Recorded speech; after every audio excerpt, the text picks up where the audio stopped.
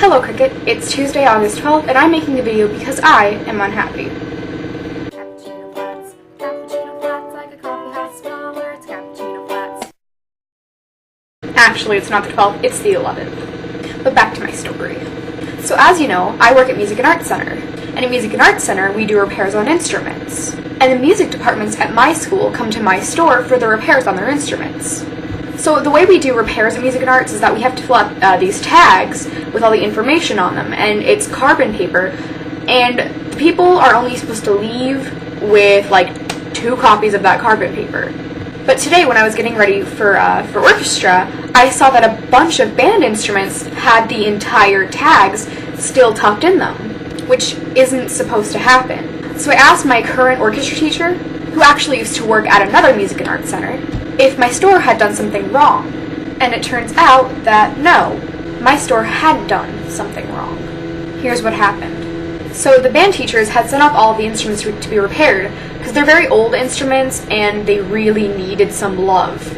Especially because a lot of them are used in marching band, they're for one thing not very high quality, and for another, they're thrown down on the grass and like walked on all the time.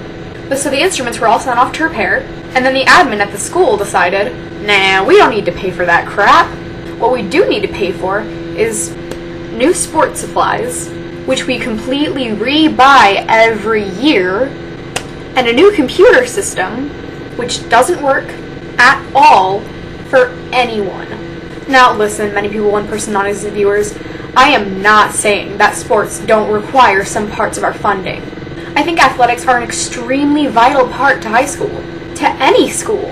But what I am saying is that my school had to lay off 40 teachers last year and make extreme budget cuts.